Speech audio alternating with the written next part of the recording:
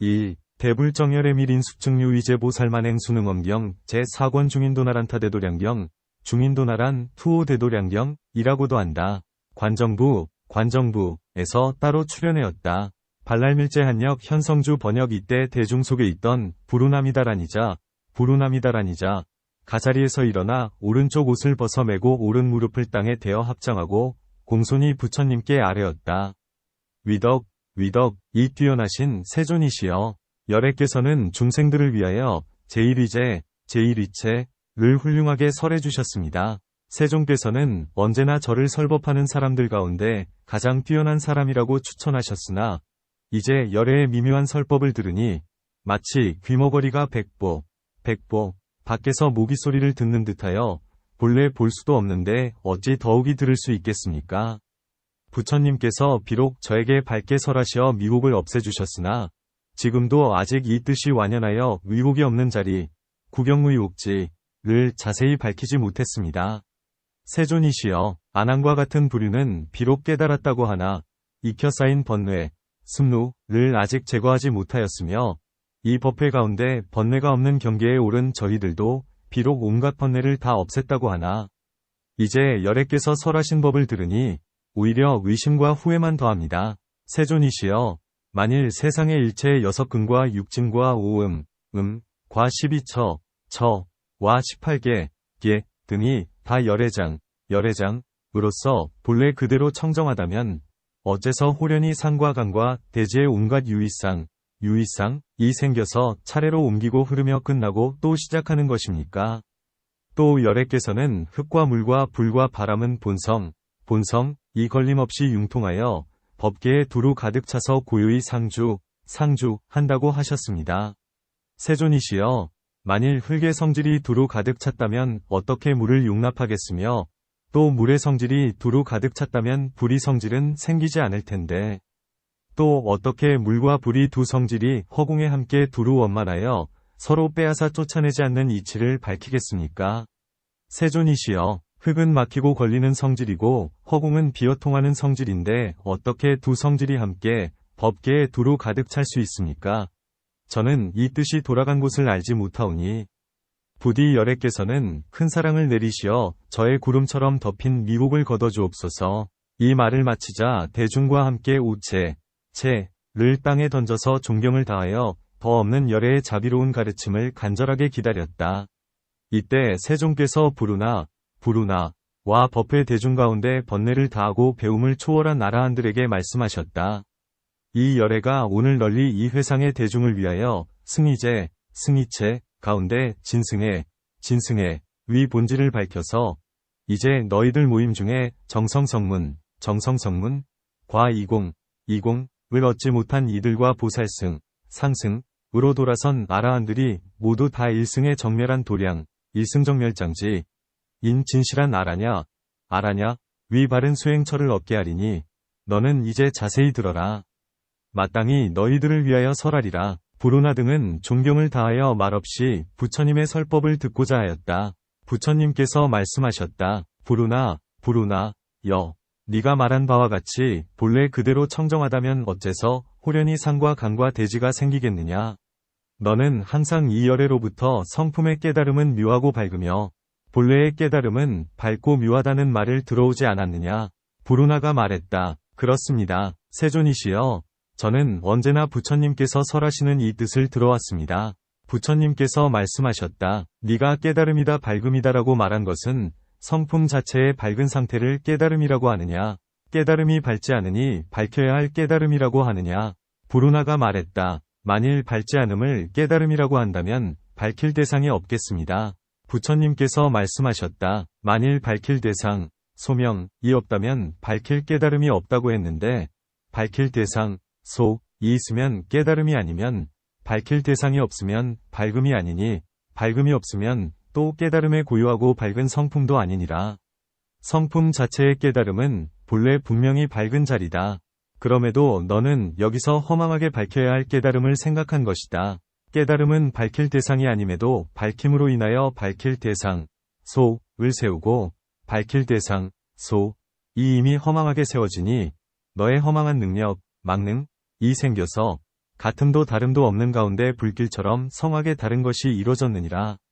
저 다른 것을 다르다 하여 다른 것을 근거로 같은 것을 세워서 같음과 다름을 환하게 밝히고 이를 근거로 다시 같음도 없고 다름도 없는 것을 세웠느니라.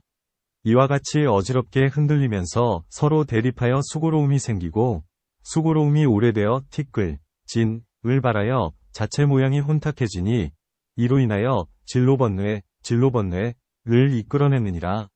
일어나서는 세계가 되고 고유에서는 허공이 되니 허공은 같은 것이고 세계는 다른 것이며 저 같음과 다름이 없는 것이 실제의 인연으로 변화하는 법, 진유이법이니라. 깨달음의 허망한 밝음과 허공의 캄캄한 어둠이 번갈아 바뀌며 흔들리기 때문에 풍륜 있어서 세계를 붙드느니라. 허공으로 인하여 흔들림이 생기고 밝힘을 굳혀서 막힘을 이루니 저 근보는 밝힌 깨달음이 굳혀진 것이므로 금륜이 있어서 국토를 보전하느니라.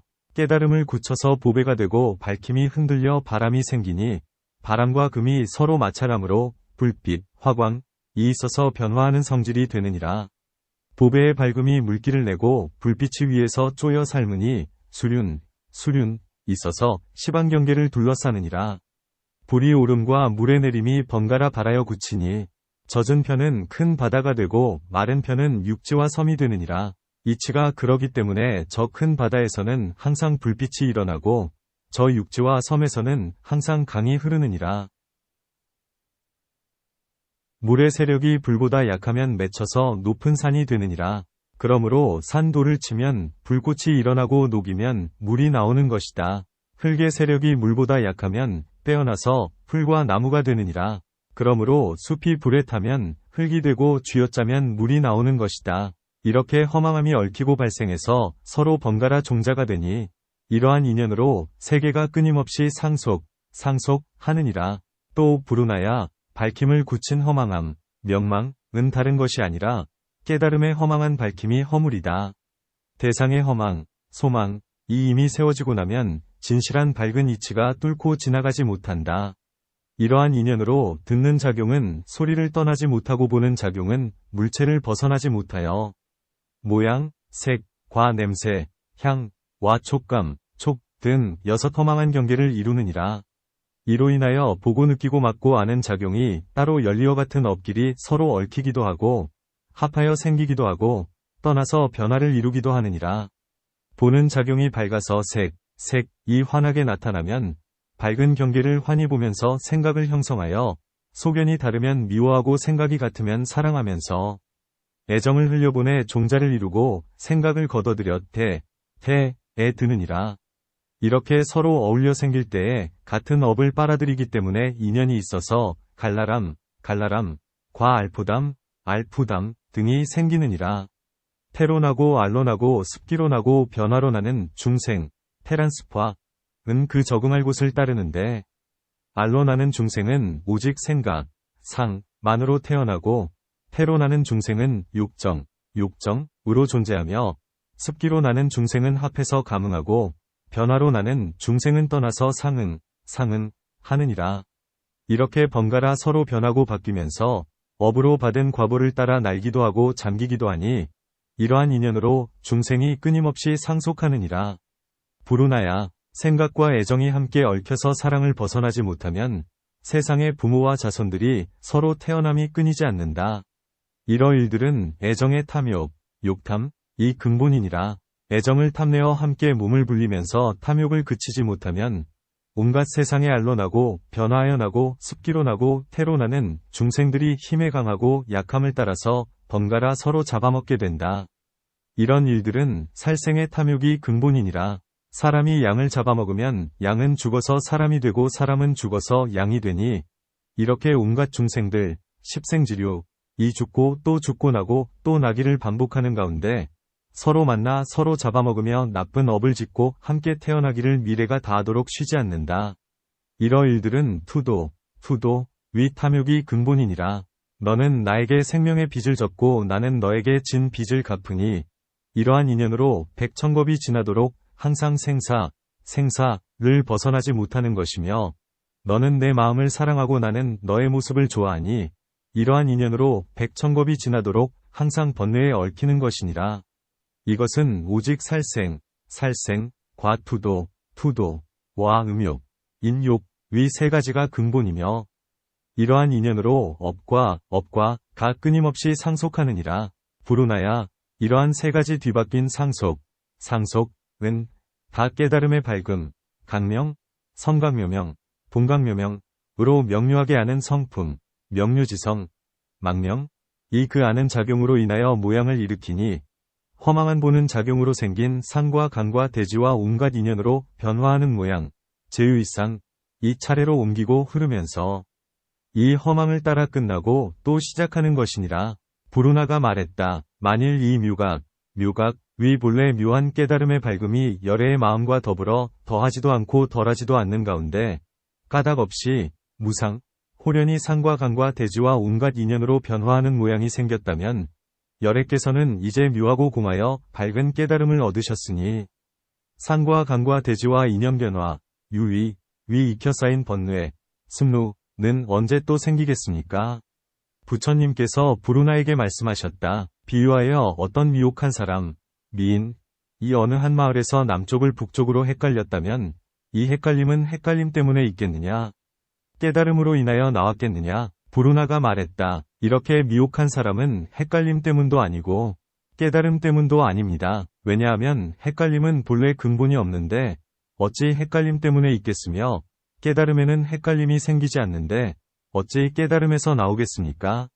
부처님께서 말씀하셨다. 저 미혹한 사람이 바로 헷갈려 있을 때 문득 깨달은 사람이 가리켜줘서 깨닫게 한다면 불운하여 너는 어떻게 생각하느냐? 이 사람이 비록 헷갈렸다고 하나 이 마을에서 다시 헷갈리겠느냐? 불운하가 답했다. 그렇지 않습니다. 세존이시여, 부처님께서 말씀하셨다. 불운하여 시방열애 또 이와 마찬가지다. 미혹은 근본이 없고 성품이 철저히 공하여 옛날부터 본래 미혹한 일이 없느니라. 잠시 본래의 깨달음을 미혹한 듯하나 미혹을 깨달아서 미혹이 없어지면 깨달음에서는 미혹이 생기지 않느니라. 또 사람이 눈병에 걸렸으면 허공에서 헛꽃을 보겠으나 은병이 나으면 꽃이 허공에서 사라진 것과 같으니라. 어떤 어리석은 사람이 저 허공꽃이 사라진 빈자리에서 꽃이 다시 나오기를 기다린다면 너는 이 사람을 생각해보아라. 어리석겠느냐? 슬기롭겠느냐? 불운하가 말했다. 원래 꽃이 없는 허공에서 허망하게 생기고 사라짐을 보고 꽃이 허공에서 사라졌다고 본 자체가 이미 뒤바뀐 일인데 여기에 다시 꽃이 나오도록 억지를 쓴다면 참으로 어리석고 미친 짓입니다.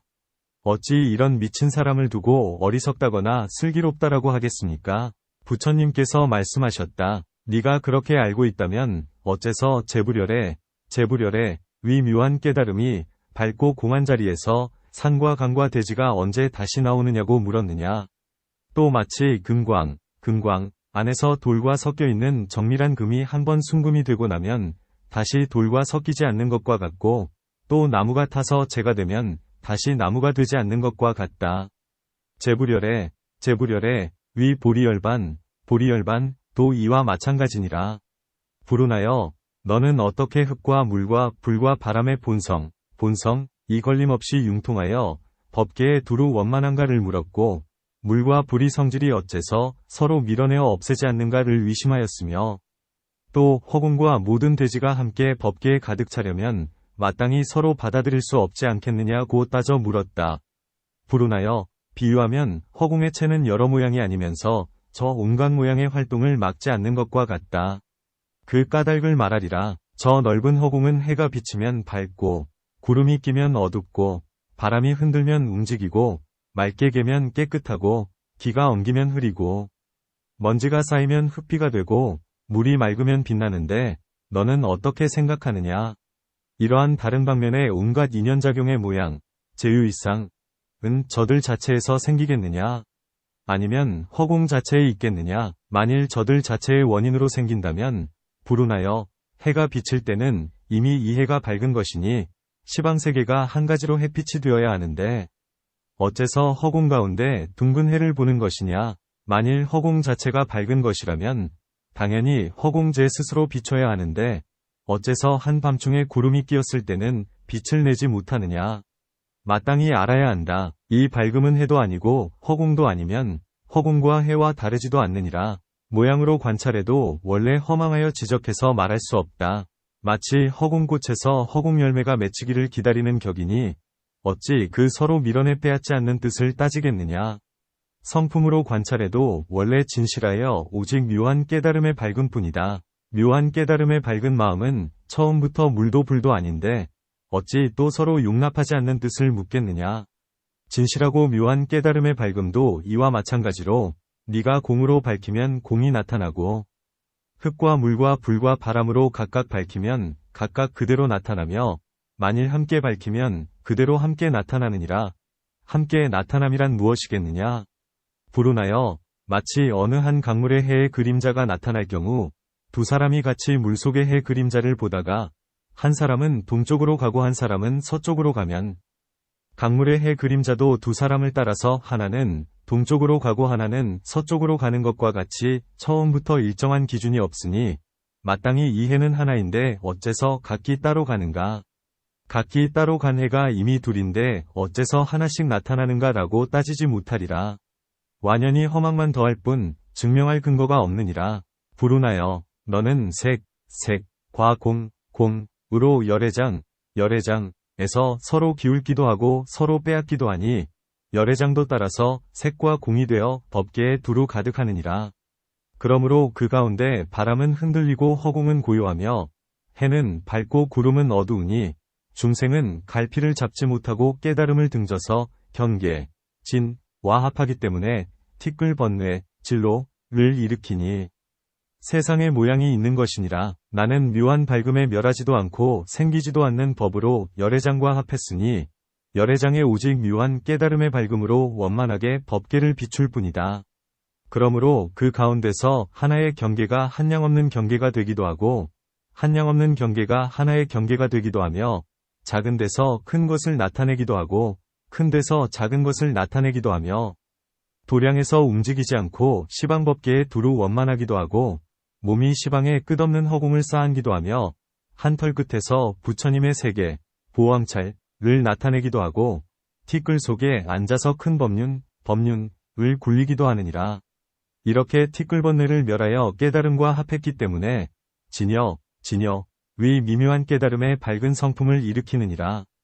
열애장의 본래 미묘하고 원만한 마음은 마음도 아니고 공도 아니면 흙도 아니고 물도 아니면 바람도 아니고 불도 아니면 눈도 아니고 귀와 코와 혀와 몸과 뜻도 아니면 색도 아니고 소리와 냄새와 맛과 촉감과 법도 아니면 눈의 인식 경계, 안식계도 아니고 이와 같이 내지 뜻의 인식 경계, 위식계도 아니니라.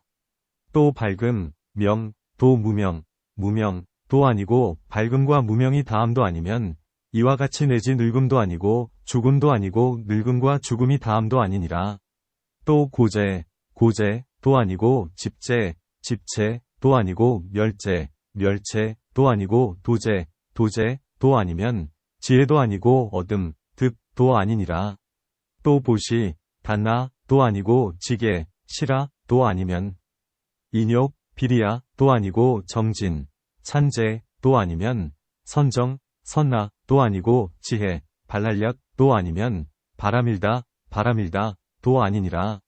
이와 같이 내지 달달아갈, 열애도 아니면 아라하, 응공와 삼야삼보, 정편지도 아니고 대열반도 아니면 상도 아니고 낙도 아니면 아도 아니고 정도 아니니라. 이렇게 세간도 출세간도 모두 아니므로 열애장의 원래 밝고 묘한 마음은 그대로 마음이고 그대로 공이며 그대로 흙이고 그대로 물이며 그대로 바람이고 그대로 불이며 그대로 눈이고 그대로 귀와 코와 혀와 몸과 뜻이며 그대로 색이고 그대로 소리와 냄새와 맛과 촉감과 법이며 그대로 눈의 인식 경계, 안식계이고 이와 같이 내지 그대로 뜻의 인식 경계, 위식계이니라. 또 그대로 밝음, 과 무명이고 밝음과 무명이 다함이며 이와 같이 내지 그대로 늙음이고 그대로 죽음이며 그대로 늙음과 죽음이 다함이니라. 또 그대로 고재이고 그대로 집재이며 그대로 멸재이고 그대로 도재이며 그대로 지혜이고 그대로 어둠이니라. 또 그대로 보시이고 그대로 지계이며 그대로 인육이고 그대로 정진이며 그대로 선정이고 그대로 지혜이며 그대로 바람일다이고 이와 같이 내지 그대로 달달아갈 이며 그대로 아라하 와 삼야삼보 이고 그대로 대열반이며 그대로 상덕이고 그대로 낙덕이며 그대로 아덕이고 그대로 정덕이니라. 이렇게 모두 세간과 출세간과 일치하기 때문에 열애장의 묘하게 밝은 마음의 근원은 일치함, 즉 도 떠나고 일치하지 않음, 비, 도 떠나서 일치하면서도 시, 즉 일치하지 않으니 비, 즉 세간의 삼계, 삼유, 중생과 출세간의 성문과 영각이 어떻게 그들의 아는 마음으로 열애에 더없이 높은 보리를 헤아려서 세간의 언어로서 부처님의 직연에 들어가겠느냐. 비유하면 검은고, 금, 와 공후, 와 비파에 묘한 소리가 있을지라도 묘한 손가락이 없으면 소리를 낼 수 없는 것과 같다. 너와 중생도 마찬가지로 보배로운 깨달음의 참마음은 저마다 원만하지만 나는 잠시 손가락을 대기만 해도 실상해인 이 광명을 바라고 너희들은 잠깐 마음을 들기만 해도 먼저 번뇌가 일어나느니라.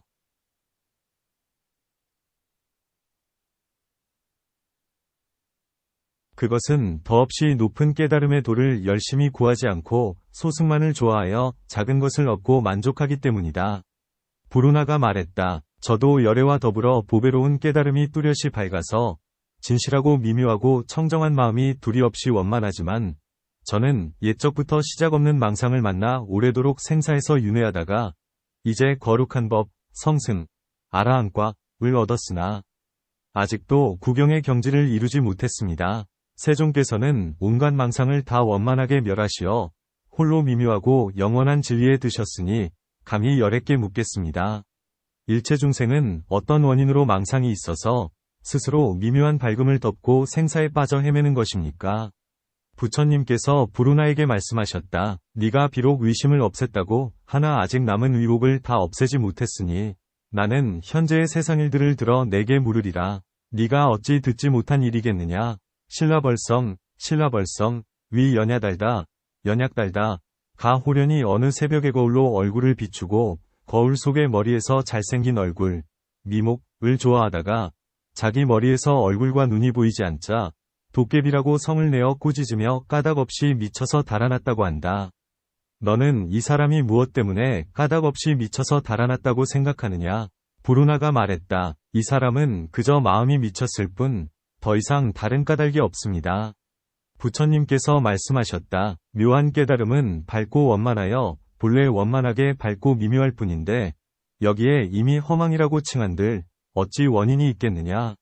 만일 원인할 곳이 있다면 어찌 허망이라고 하겠느냐. 스스로 온갖 망상이 연달아 서로 원인을 이루고 미혹으로 미혹을 쌓으면서 티끌처럼 많은 진겁을 지냈으니 이 열애가 밝힐지라도 오히려 돌이킬 수 없느니라. 이렇게 미혹의 원인은 미혹 자체의 원인으로 있을 뿐이니 미혹의 원인이 없다는 것을 알면 허망은 위지할 데가 없을 것이며 더욱이 생기지도 않았는데 무엇을 멸하려고 하겠느냐. 보리를 깨달은 사람은 꿈에서 깬 사람이 꿈속의 일을 말하는 것과 같다. 마음에 비록 꿈속의 일이 정교하게 밝을지라도 무슨 인연이 있기에 꿈속의 물건을 취하고자 하겠느냐.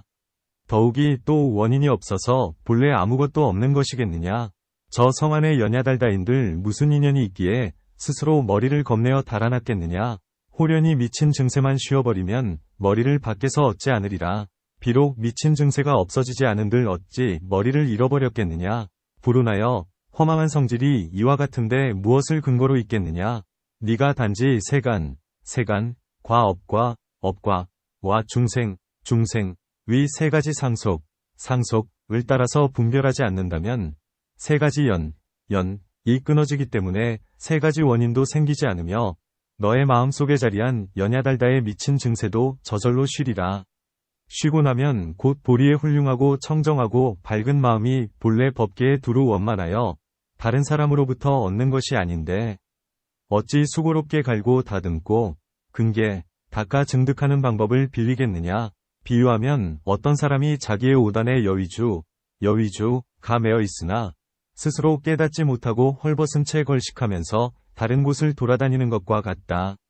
비록 실제로는 가난할지라도 구슬을 잃은 적이 없으니 호련히 지혜 있는 사람이 그 구슬을 가리켜줘서 마음속의 소원을 성취하여 큰 부자가 된다면 비로소 신비한 구슬은 밖에서 얻는 것이 아님을 깨닫게 되리라. 바로 이때 아난이 대중 가운데 있다가 머리를 조아려 부처님의 발에 예를 올리고 일어서서 부처님께 아뢰었다. 방금 세종께서 살생과 투도와 음욕업의 세 가지 연이 끊어지기 때문에 세 가지 원인도 생기지 않으며 마음속에 연야달다에 미친 증세도 저절로 쉬고 나면 곧 보리를 다른 사람으로부터 얻는 것이 아니다라고 하신 말씀에서도 인연의 이치가 명백히 밝혀졌는데 어째서 열애께서는 인연을 가차없이 버리시는 것입니까?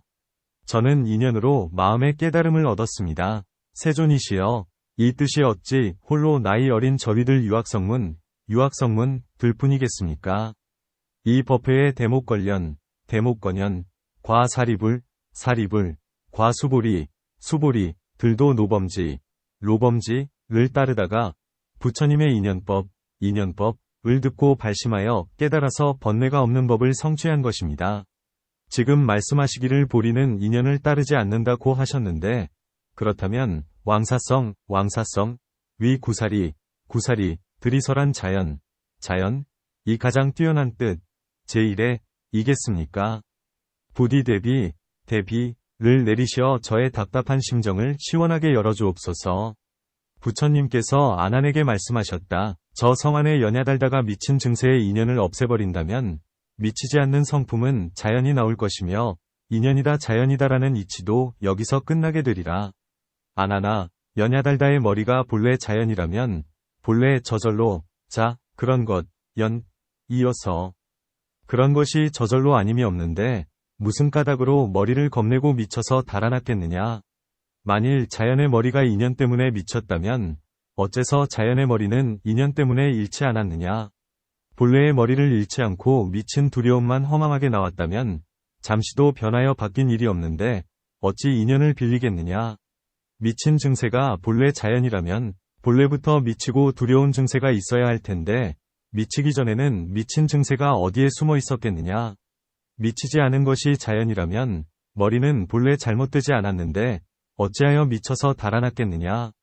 만일 본래의 머리를 깨닫고 미쳐서 달아난 까닭을 안다면 인연이나 자연이라는 주장은 다 쓸모없는 논리가 되리라.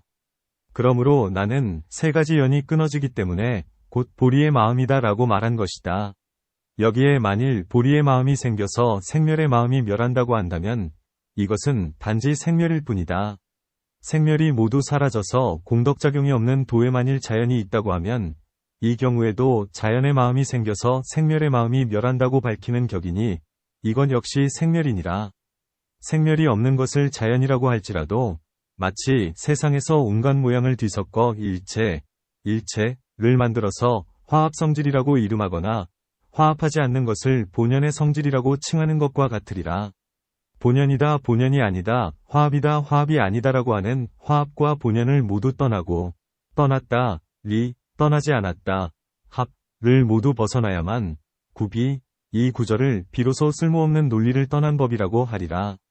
너는 아직도 보리열반 과 멀리 떨어져 있으니 겁을 지내 부지런히 힘써 닦은 정도로 증득할 단계가 아니다. 비록 또 시방열애께서 설하신 12부경 위 청정하고 미묘한 이치를 항아강의 모래처럼 많이 기억할지라도 단지 쓸모없는 논리, 희론만 더할 뿐이다. 네가 비록 인연과 자연을 담론할 때 명료하게 결정함으로써 사람들이 너를 들은 지식이 가장 뛰어난 사람으로 부르고 있으며 이렇게 겁을 쌓아 듣는 지식을 많이 닦아 익히고도 마든가 위난을 면할 능력이 없다가 너는 어째서 나의 불정신주를 기다려 마든가의 불꽃 같은 음욕을 단번에 끄고 안함을 성취하여 나의 법 가운데 정진의 숲, 정질림을 이루고 애욕의 강물을 말려서 너를 해탈케 한 것이냐. 그러므로 아나나 내기 비록 겁을 지내며 열애의 묘하게 장엄한 비밀법, 비밀묘엄을 기억할지라도 하루 동안 무르업을 닦아서 세상의 미움과 사랑의 두 고통을 멀리 벗어난만 못하리라. 마든가는 지난 세상의 인력이었으나 신비한 주문의 힘으로 그 애욕을 소멸하여 지금은 법회 가운데 성비군이 란 이름으로 나훈나 위 어머니인 야수타라와 함께 과거 세상의 원인을 깨달았느니라. 여기에 이들은 지내온 세상을 애정의 탐욕 때문에 괴롭게 살아왔음을 알고 일념으로 번뇌 없는 선행, 무루선을 닦았기 때문에 얽힘에서 벗어나기도 하고 수기를 받기도 했는데 너는 어찌하여 스스로 속아서 아직도 보고 듣는 경계에 멈춰 있는 것이냐. 아나는 대중들과 함께 부처님의 가르침을 들으니 의혹이 사라지고 마음의 실상을 깨달아서 몸과 마음이 가볍고 편안해졌다.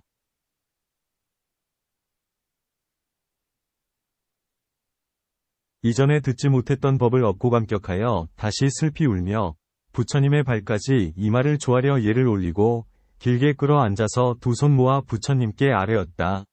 더없이 대비하시고 청정하신 부처님, 보왕께서는 저의 마음을 잘 깨우쳐 주셨으며 이러한 가지가지 인연과 방편으로 어둠에 잠긴 이들을 타이르고 이끄시어 고해를 벗어나게 하셨습니다. 세존이시여, 제가 이제 비록 이러한 설법을 듣고 열애장의 묘하게 깨달은 밝은 마음이 시방세계에 두루 원만하여 열애의 시방국토의 청정보배로 장엄한 부처님의 세계, 묘가 광찰을 품어기르는 줄을 알았으나 열애께서는 저에게 또 많이 들어 앉으식은 공덕이 없으니 실제로 닦는 것보다 못하다고 꾸짖으셨습니다. 이 말씀을 들으니 저는 지금 마치 집 없는 떠돌이, 여박지인 호련이 천자로부터 화려한 집을 받은 것과 같습니다.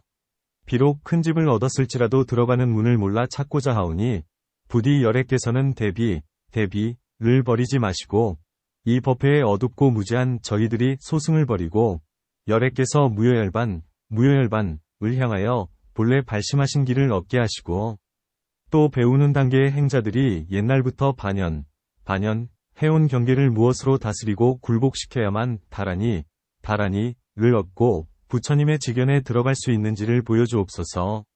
이렇게 말하고 나서 온몸, 오체를 땅에 던져 법회 대중과 함께 일심으로 부처님의 자비로운 가르침을 기다렸다. 이때 세종께서 이 법회 가운데 영각과 성문으로서 보리의 마음이 자제하지 못한 이들을 가엾게 여기시고 또 부처님께서 열반하신 뒤 미래의 보리의 마음을 낼 말법 중생들에게도 더없이 높은 법의 묘한 수행의 길을 열어주시기 위하여 안왕과 대중들에게 말씀하셨다. 너희들이 보리의 마음을 일으켜서 열애의 묘한 삼마제의 고달픈 생각을 내지 않기로 결정했다면 마땅히 먼저 깨달음을 일으키는 첫 마음의 두 결정한 뜻을 밝혀야 한다. 첫 마음의 두 결정한 뜻이란 무엇이겠느냐? 아나나, 첫째 뜻은 너희들이 만일 성문을 버리고 보살승을 닦아서 부처님의 불직연에 들어가고자 한다면 마땅히 수행자리에서 일으킨 마음, 인지발심, 이 결과자리의 깨달음, 과지각과 같은지 다른지를 자세히 살피는 일이니라. 아나나, 만일 수행자리, 인지에서 생멸심을 가지고 첫 수행의 원인, 본수인을 정하여 생멸을 떠난 불승을 구한다면 옳은 방법이 아니다. 이러한 뜻에서 너는 온갖 물질로 이루어진 세상을 밝게 비춰보아라. 조작이 가능한 법은 모두 변하여 사라지느니라. 아나나, 너는 세상의 조작이 가능한 법을 보아라. 무엇인들 무너지지 않겠느냐. 그러나 끝내 허공이 썩어 문드러졌다는 말은 듣지 못했으리라. 왜냐하면 허공은 조작이 가능한 법이 아니니 처음부터 끝까지 무너져 없어지는 일이 없기 때문이다.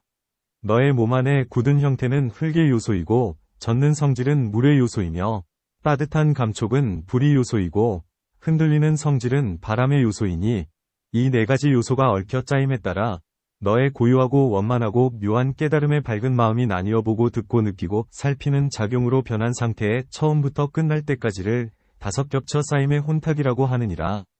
혼탁이란 무엇이겠느냐? 아나나, 비유하면 맑은 물은 본래 청결하고 저 먼지와 흙과 회가루의 종류는 본질이 막히고 걸림으로 두체는 본질 그대로 법이 서로 따르는 성질이 아니다.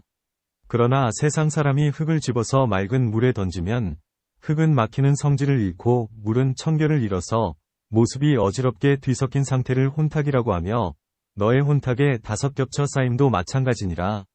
아나나, 너는 시방세계에 두루 원만한 허공을 보아라. 허공과 보는 작용은 구분되지 않으리라. 허공은 있으나 실체, 가 없고 보는 작용은 있으나 감각이 없는 것이 서로 짜여서 허망, 망을 이뤘으니 이것을 첫 번째 겹쳐 쌓임의 겁혼탁, 겁탁이라고 한다. 너의 몸은 현재 네 가지 요소를 뭉쳐서 형체, 가 되었는데 보고 듣고 느끼고 아는 작용을 막아서 걸려 막히게 하며 물과 불과 바람과 흙을 돌려서 깨달아 알게 하는 것이 서로 짜여서 허망을 이뤘으니 이것을 두 번째 겹쳐 쌓임의 견탁이라고 한다. 또 네가 마음속으로 기억하고 식별하고 외우고 익힐 때 성품은 알고 보는 작용을 일으키고 모양은 여섯 경계, 육진을 나타내고 있으나 경계를 떠나면 모양이 없고 지각, 각을 떠나서는 성품이 없는 것이 서로 짜여서 허망을 이뤘으니 이것을 세 번째 겹쳐 쌓임의 번뇌탁이라고 한다. 또 너는 아침 저녁으로 생기고 멸함이 멈추지 않아서 알고 보는 작용은 언제나 세상에 머물고자 하고 업은 운행하여 항상 국토를 옮기려는 것이 서로 짜여서 허망을 이뤘으니 이것을 네 번째 겹쳐 쌓임의 중생탁이라고 한다. 그리고 너희들의 보고 듣는 작용은 원래 다른 성질이 없으나 여러 경계, 중진, 육진, 가 따로 떨어져 까닭 없이 다른 것이 생기니 성품 가운데서는 서로 알고 작용 가운데서는 서로 등져서 같고 다름이 기준을 잃은 것이 서로 짜여서 허망을 이뤘으니 이것을 다섯 번째 겹쳐 쌓임의 명탁이라고 하느니라. 아나나, 네가 이제 보고 듣고 느끼고 아는 작용을 열애의 상하가정, 과 깊이 개합하기를 원한다면 마땅히 먼저 생사의 근본을 가려내고 생멸을 떠난 원만하고 고유한 성품을 위지해서 성취해야 한다. 고유한 자리로 그 허망한 멸생을 돌려서 누르고 원래의 깨달음으로 돌아가서 원래의 밝은 깨달음의 생멸이 없는 성품을 얻어 수행 자리의 마음, 인지심으로 정한 뒤에 결과 자리의 수증, 법을 원만하게 성취해야 하느니라. 이것은 마치 혼탁한 물을 흔들리지 않는 그릇에 담아서 깨끗이 맑히는 것과 같다. 오래도록 가만히 두어 움직이지 않고 모래와 흙이 저절로 가라앉아 맑은 물이 뚜렷이 나타난 상태를 객진번뇌를 처음 누른 경계라고 하며 탁한 찌꺼기마저 제거하여 순수하게 맑은 물만 남은 상태를 영원히 근본무명을 끄는 경계라고 한다. 이렇게 밝은 모양이 정밀하고 순수하여 일체의 변화가 나타나서 번뇌에 물들지 않으면 모두 다 열반의 청정한 묘한 덕과 개합하느니라. 둘째 뜻은 너희들이 반드시 보리의 마음을 내어 보살승에 큰 용맹을 일으켜서 온갖 인연으로 변화하는 모양, 제유이상을 버리기로 결정했다면 마땅히 번뇌의 근본을 자세히 살펴서 이것이 시작 없는 겁의 업을 일으켜서 발업무명, 태어남을 북돋고 있으니 윤생무명, 무엇이 짓고 무엇이 받는가라고 관찰하는 일이다. 아나나, 네가 보리를 닦으면서 번뇌의 근본을 자세히 관찰하지 못한다면 허망한 감관과 경계, 근진가 어느 곳이 뒤바뀌었는지 알 수 없다. 오히려 뒤바뀐 곳도 알지 못하는데 어떻게 번뇌의 근본을 항복시켜서 열애의 자리를 취하겠느냐. 아나나, 너는 세상에 매듭 푸는 사람을 살펴보아라. 맺힌 곳을 볼 수 없다면 어떻게 푸는 방법을 알겠느냐. 허공이 너에게 무너뜨림을 당한다는 말은 듣지 못했으리라. 왜냐하면 허공은 형상이 없어서 맺히거나 푸는 일이 없기 때문이다. 바로 내 앞에 눈과 귀와 코와 혀와 몸과 마음의 여섯이 도적의 앞잡이가 되어 스스로 자기 집안의 보배를 겁탈하고 있을 뿐이다. 이로 인하여 시작 없는 겁 동안 중생세계에 얽히는 일이 생겼기 때문에 물질세계를 초월할 수 없는 것이니라. 아나나, 어째서 세계라고 하겠느냐. 는 옮겨 흐른다는 뜻이며 는 방이라는 말이다. 너는 이제 마땅히 알라. 동쪽과 서쪽과 남쪽과 북쪽과 동남쪽과 서남쪽과 동북쪽과 서북쪽과 위아래는 이고 과거와 현재와 미래는 이다. 방위는 열이고 흐름은 셋이니 일체 중생이 허망을 짜서 서로 이뤄내고 몸 안에서 바뀌고 옮기면서 새와 개를 서로 밟는 것이니라. 이 개, 위 성질이 비록 열곳이라 하나 일정한 방위가 분명한 것은 세상에서는 단지 동서남북만 지목할 뿐이다. 위와 아래는 자리가 없고 사이, 중는 정한 방향이 없기 때문이다. 사방, 위수는 분명하여 세와 서로 밟아서 셋대가 사방으로 사방이 셋대로 완연히 고르니 12이니라.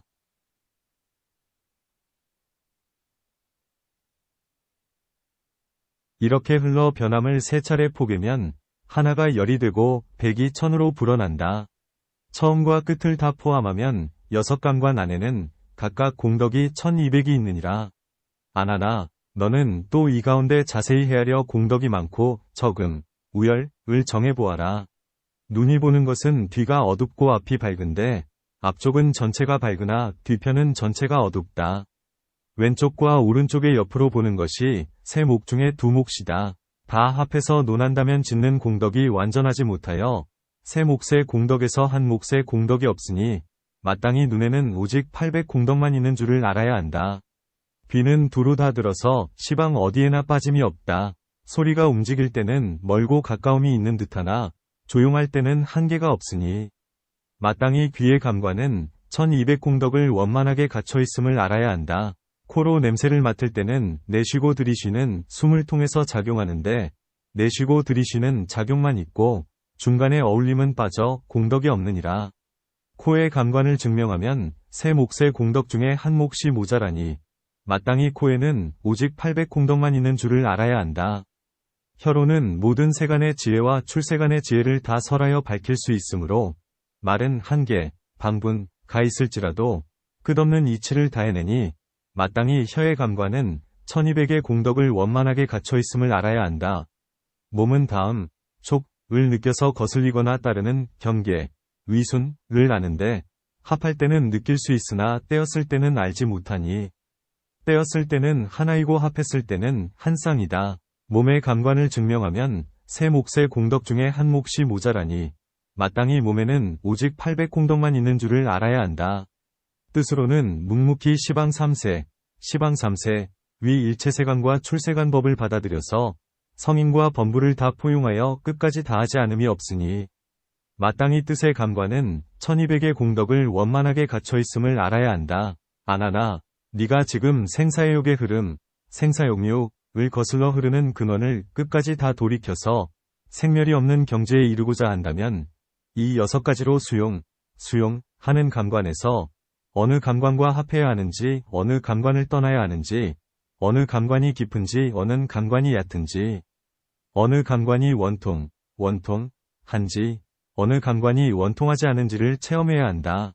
만일 여기에서 원통한 감관을 깨닫고 저 시작 없는 옛날부터 망상으로 짜인 업의 흐름을 거슬러서 원통한 감관을 따를 수 있다면 원통하지 못한 감관으로 닦은 날과 일겁보다 그 공덕이 배가 되리라. 내가 지금 6감관에 고요하고 원만하고 밝은 본래 공덕의 수량을 이와 같이 자세히 밝혔으니 너는 잘 생각하여 들어가기에 알맞은 감관을 가려보아라. 나는 마땅히 밝혀서 너를 더욱 잘 닦아나갈 수 있게 하리라.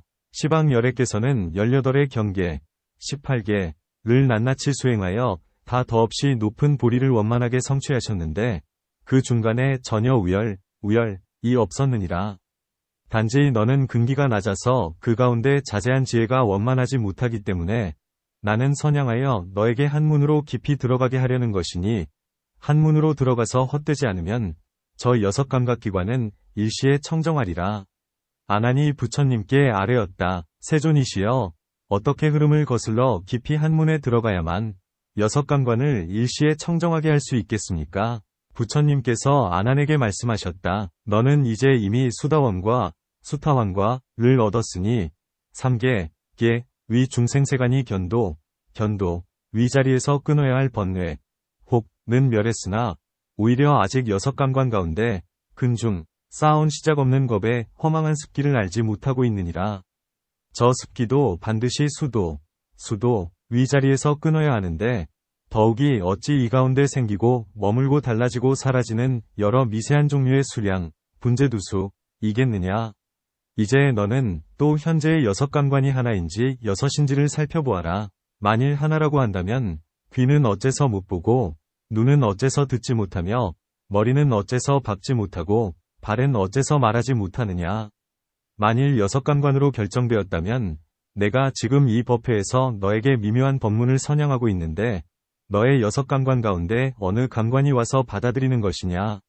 아난이 말했다. 저는 귀로 듣고 있습니다. 부처님께서 말씀하셨다. 내 귀가 제 스스로 듣는다면 너의 몸과 입은 무슨 관계가 있어서 입을 열어 뜻을 묻고 몸을 일으켜 공손히 받드느냐. 그러므로 마땅히 알아야 한다. 하나가 아니라면 마침내 여섯이라야 하고 여섯이 아니라면 마침내 하나라야 하니 결국 너의 감관은 원래 하나도 아니고 여섯도 아니니라. 아나나 마땅히 알라. 이 감관은 하나도 아니고 여섯도 아니지만 시작 없는 것부터 뒤바뀌어 잠기고 무딘 까닭에 원만하게 고요한 자리에서 하나다 여섯이다라는 뜻이 생겼느니라. 너는 수다원, 수타완, 이 되어 여섯 대상, 육진을 소멸하였으나 아직은 하나를 없애지 못했으니 마치 넓은 허공에 여러 가지 그릇을 섞어놓고 그릇 모양의 다름을 따라 다른 허공이라고 하다가 그릇을 치우고 허공을 보면서 허공은 하나라고 말하는 것과 같다. 저 한없는 허공이 어떻게 너를 위해서 같기도 하고 같지 않기도 하겠으며 더욱이 어찌 또 하나라 하거나 하나가 아니라고 하겠느냐. 너의 분별하여 하는 여섯 가지 수용감관도 이와 마찬가지니라. 밝음과 어둠 등 두 가지가 서로 형성되어 나타남, 상형에 따라 미묘하고 원만한 가운데서 고요한 자리에 달라붙어 보는 작용을 일으키고 보는 전기가 색을 반영하여 색과 맺어 감관을 이뤘으니 감관의 근원을 청정한 네 요소, 청정사대, 승익은 라고 하며 이로 인해서 눈의 채, 안채라고 한다. 여기에 포도알처럼 생긴 네 요소의 부실한 감관, 부근사진, 부진근 또는 부진근, 이 제멋대로 흘러서 색을 쫓아 달리느니라.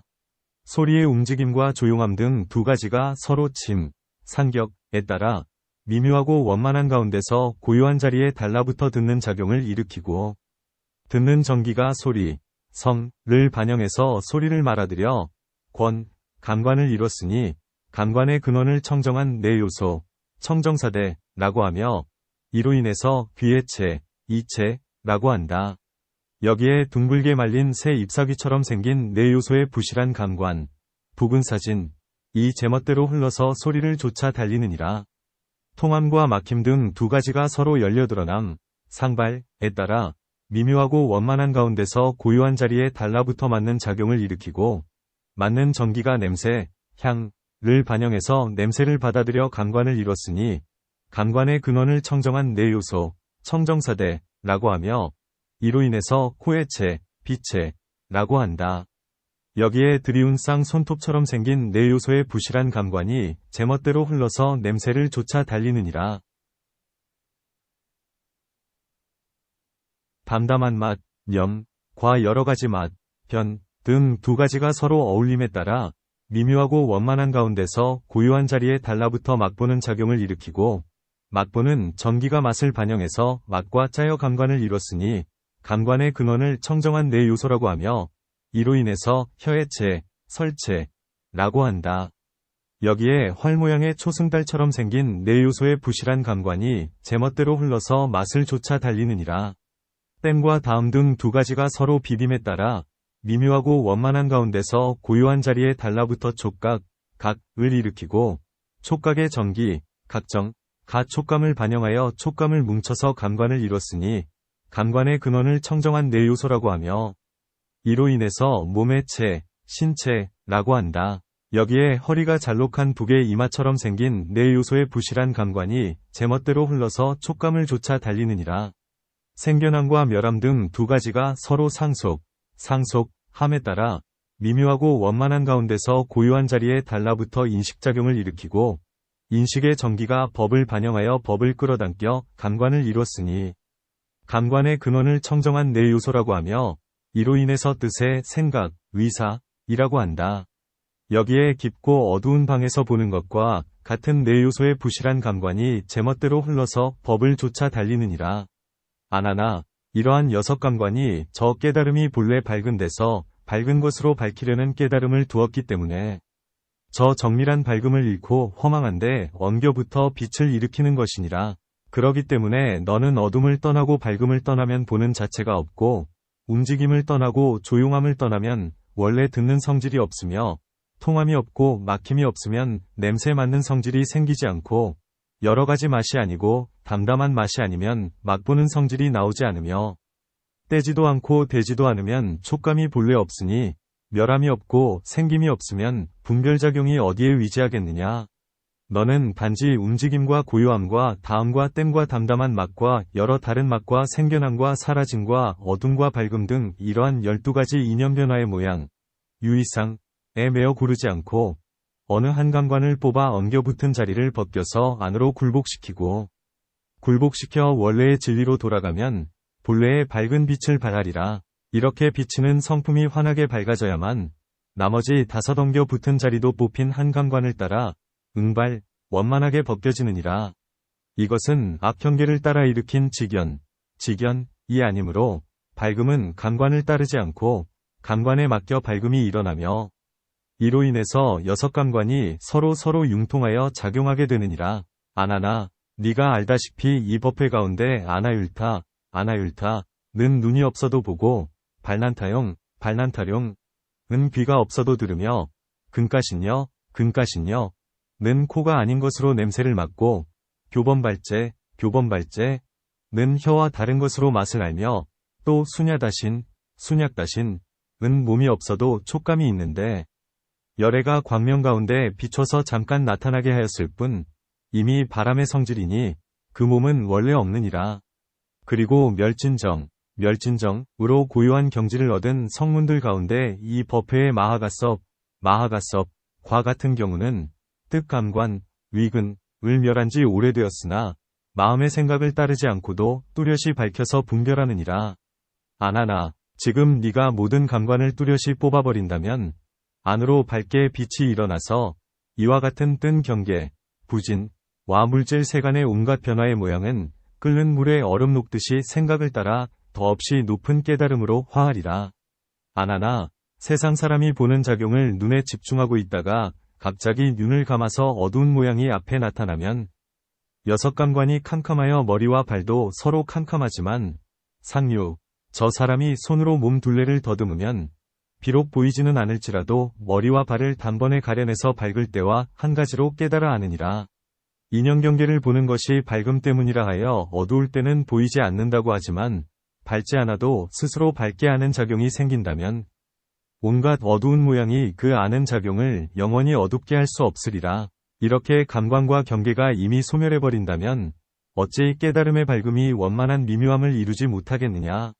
아나니 부처님께 아뢰었다. 세존이시여, 부처님께서 말씀하시기를 수행자리에 깨닫는 마음으로 영원히 변치 않는 진리를 구하고자 한다면 반드시 결과자리의 명목과 상응해야 한다고 하셨습니다. 세존이시여, 과의 가운데 보리와 열반과 진여와 불성과 안마라식과 공열회장과 대원경지 위 7가지 이름은 명칭은 비록 다르다고 할지라도 청정하고 원만하여 자체의 성품이 견고하니 금강왕과 같이 영원히 머물러 무너지지 않습니다. 만일 이 보고 듣는 작용이 어둠과 밝음과 움직임과 고요함과 통함과 막힘을 떠나서는 끝내 자체가 없다고 하신다면 생각하는 마음이 악경계를 떠나서는 본래 아무것도 없다고 하신 말씀과 다르지 않습니다. 어찌하여 끝내 단절되어 사라질 경계, 필경단멸을 가지고 수행자리의 원인, 수인을 삼아서 열애의 7가지 영원불변한 결과를 얻으려고 하겠습니까? 세존이시여, 만일 밝음과 어둠을 떠나서는 보는 작용이 끝내 공하다면 마치 악경계가 없을 때는 생각 자체의 성품도 멸한다는 이치와 같으니 앞뒤로 반복하여 자세히 추궁할지라도 본래 제 마음 자체도 제 마음의 소재도 없을 텐데 무엇으로 원인을 세워 더없이 높은 깨달음을 구하겠습니까? 따라서 열애께서 먼저 설하신 고요하고 정밀하고 원만하고 영원하다는 것도 진실한 말과 어긋나서 결국 쓸모없는 논리가 되어버릴 텐데 어찌 열애를 진실한 말씀을 하시는 분이라고 하겠습니까? 부디 큰 자비를 내리시어 저의 어리석음을 깨우쳐 주옵소서. 부처님께서 아난에게 말씀하셨다. 너는 많이 듣고 아는 지식만을 배우고 모든 번뇌를 다하지 못하여 마음속에 한갓 뒤바뀐 원인만 알 뿐 눈앞에 뒤바뀐 실제를 참답게 알지 못하고 있으니 네가 오히려 진실한 마음으로 믿고 따르지 못할까 염려되어 나는 이제 세속의 일들을 예로 들어 시장진속 너의 의심을 없애주리라. 즉시 열애께서는 나후라 나에게 종을 한번 쳐서 소리를 내게 하시고 아난에 물으셨다. 너희들은 지금 이 소리가 들리느냐? 아난과 대중은 함께 말했다. 예, 들립니다. 종소리가 그치자 부처님께서 또 물으셨다. 지금도 들리느냐? 아난과 대중은 함께 말했다. 들리지 않습니다. 그때 라후라는 또 종을 한번 쳐서 소리를 내었다. 부처님께서 또 물으셨다. 이제 들리느냐? 아난과 대중은 함께 말했다. 예, 들립니다. 부처님께서 아난에게 물으셨다. 너는 어떤 상태를 들린다 하고 어떤 상태를 들리지 않는다고 하느냐? 아난과 대중이 함께 부처님께 아뢰었다. 종을 쳐서 소리가 나면 들린다 하고 종을 친 지 오래되어 소리가 사라지고 메아리마저 다 끊기면 들리지 않는다고 합니다. 열애께서는 다시 라후라에게 종을 치도록 하시고 아난에게 물으셨다. 지금 소리가 나느냐? 아난과 대중이 함께 말했다. 소리가 납니다. 조금 지나서 소리가 없어지자 부처님께서 또 물으셨다. 지금 소리가 나느냐? 아난과 대중이 함께 답했다. 소리가 없습니다. 잠시 후에 라후라가 다시 와서 종을 쳤다. 부처님께서 또 물으셨다. 지금 소리가 나느냐? 아난과 대중이 함께 말했다. 소리가 납니다. 부처님께서 아난에게 물으셨다. 너는 어떤 경우에 소리가 난다고 하며 어떤 경우에 소리가 없다고 하느냐? 아난과 대중이 함께 부처님께 아뢰었다. 종을 쳐서 소리가 나면 소리가 난다고 하며 종을 친 지 오래되어 소리가 사라지고 메아리마저 다 끊기면 소리가 없다고 합니다. 부처님께서 아난과 대중들에게 말씀하셨다. 너희들은 지금 어째서 스스로 말을 교란하느냐? 대중과 아난은 함께 부처님께 물었다. 저희들이 지금 어째서 교란하는 것입니까? 부처님께서 말씀하셨다. 내가 너희들에게 들리느냐고 물으면 너희들은 들린다 하고 또 내가 너희들에게 소리가 나느냐고 물으면 너희들은 소리가 난다고 하면서 예, 들립니다. 소리가 납니다라는 대답이 일정하지 않으니 이러한 것이 교란이 아니고 무엇이냐? 아나나, 소리가 사라지고 메아리마저 없으면 너는 들리지 않는다고 했으나 만일 참으로 영 듣지 못한다면 듣는 성품이 이미 사라져서 마른 나무와 같을 텐데 종을 다시 쳤을 때 소리가 나는 줄을 네가 어찌 알겠느냐? 나는 줄 알고 없어진 줄 아는 작용은 소리의 경계가 스스로 없기도 하고 나기도 할 뿐인데 저 듣는 성품이 어떻게 내게 나기도 하고 없어지기도 하겠느냐? 또 참으로 듣는 작용이 아주 없다면 무엇이 없어지는 줄을 알겠느냐? 그러므로 아나나, 소리가 듣는 가운데 스스로 생기고 사라질지언정 네가 소리의 생겨남과 소리의 사라짐을 듣는다고 해서 너의 듣는 성품이 있기도 하고 없기도 하는 것이 아니니라. 너는 오히려 뒤바뀌었으니 소리를 헷갈려 듣는 작용으로 여기고 영원, 상을 단멸, 단로 혼미한들 어찌 괴이한 일이겠느냐 마는 끝내 마땅히 온갖 움직이고 조용함에 닫히고 막힘과 열리고 통함을 떠나서는 듣는 작용은 성품이 없다고 말해서는 안 되느니라. 마치 잠이 무거운 사람이 평상, 상침에서 깊이 잠들었을 때 그 집안 사람이 그가 자는 사이에 비단에 다듬이질을 하면서 방아를 찌면 그 사람은 꿈속에서 절구질과 다듬이질 소리를 다른 물건의 소리로 여기고 북소리든지 종소리로 들으면서 꿈꾸는 동안에 스스로 웬 종이 나무와 돌소리를 내는 것일까 하고 괴상하게 생각한다. 그러다가 호련히 잠에서 깨었을 때 절구소리임을 알고 집안 사람에게 나는 꿈속에서 이 방아 찢는 소리를 북치는 소리로 잘못 알았구려라고 말하는 것과 같다. 아나나, 이 사람이 꿈속에서 어찌 고요하고 흔들리고 열리고 닫히고 통하고 막히는 경계를 기억하겠느냐. 그 형제는 비록 잠들었을지라도 듣는 성품은 어둡지 않았느니라. 비록 내 형체가 쓰러지고 그 목숨, 면광, 이 옮겨서 사라진들 이 성품이 어떻게 내게서 소멸되겠느냐. 모든 중생이 시작 없는 때부터 온갖 물체, 색, 와 소리를 따라 생각을 좇아서 흘러다니는 것은 일찍이 성품이 맑고 묘하고 영원함을 깨닫지 못하여 영원한 진리를 따르지 않고 생기고 멸하는 작용을 줬기 때문이다. 이로 인하여 태어날 때마다 번뇌에 물들어 흘러다니는 것이니라. 만일 생멸을 버리고 영원한 진리를 지킨다면 영원한 광명이 앞에 뚜렷이 나타나서 대상, 진, 과 감관, 근, 과 인식하는 마음, 식심, 은 즉시 사라지리라. 생각하는 모양은 티끌 번뇌이고 인식하는 정은 때 번뇌이니라. 티끌 번뇌와 때 번뇌, 이를 함께 멀리 벗어나면 너의 법론, 법안, 은 바로 맑고 밝아질 텐데 어찌 더없이 높은 깨달음을 이루지 못하겠느냐.